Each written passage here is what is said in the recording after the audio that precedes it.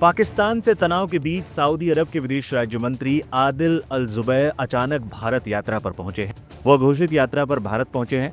उन्होंने गुरुवार को विदेश मंत्री एस जयशंकर से बातचीत भी की, जो भारत और पाकिस्तान के बीच तनाव कम करने पर केंद्रित थी। अल जुबैर की नई दिल्ली यात्रा ऐसे समय में हो रही है जब भारत और पाकिस्तान के बीच तनाव बढ़ा हुआ है। इस बीच ईरान के विदेश मंत्री अब्बास अरागची भी कल आधी रात के आसपास पहले से निर्धारित यात्रा पर नई दिल्ली पहुंचे हैं। गुरुवार को भारत और ईरान के बीच दिल्ली में एक अहम बातचीत भी हुई। इसमें पहली बार ईरान के विदेश मंत्री एस जयशंकर ने अब्बास अरागची के सामने ऑपरेशन सिंदूर का भी जिक्र किया। Excellency, you are visiting India at a time when we are responding to a particularly barbaric terrorist attack on 22nd April in the Indian Union territory of Jammu and Kashmir.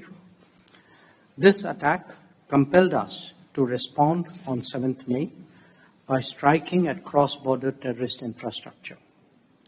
Our response was targeted and measured. It is not our intention to escalate the situation. However, if there are military attacks on us, there should be no doubt that it will be met with a very, very firm response. As a neighbor and a close partner, it is important that you have a good understanding of the situation.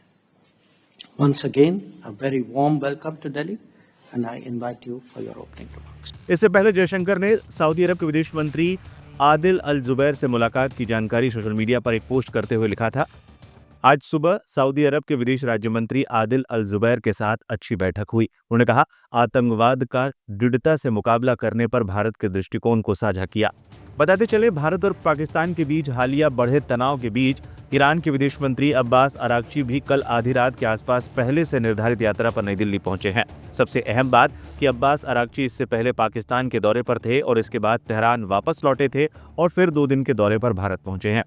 Iran के विदेश मंत्री Abbas Araghchi ने पाकिस्तान के विदेश मंत्री इसहाक डार के साथ साथ पीएम शहबाज शरीफ और आर्मी चीफ आसिम मुनीर से भी मुलाकात की थी। भारत और पाकिस्तान के बीच पहलगाम हमले के बाद बढ़े तनाव के मद्देनजर अरागची दोनों देशों के बीच मध्यस्थता कराने का प्रस्ताव पहले ही दे चुके हैं।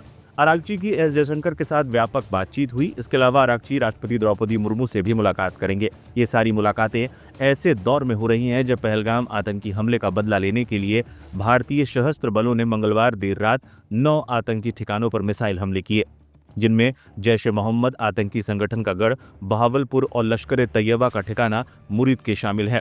ऐसे माहौल में जब भारत और पाकिस्तान के रिश्ते काफी खराब हैं, तो 2 बड़े मुस्लिम देशों के विदेश मंत्रियों का भारत दौरा काफी चर्चा का विषय बना हुआ है।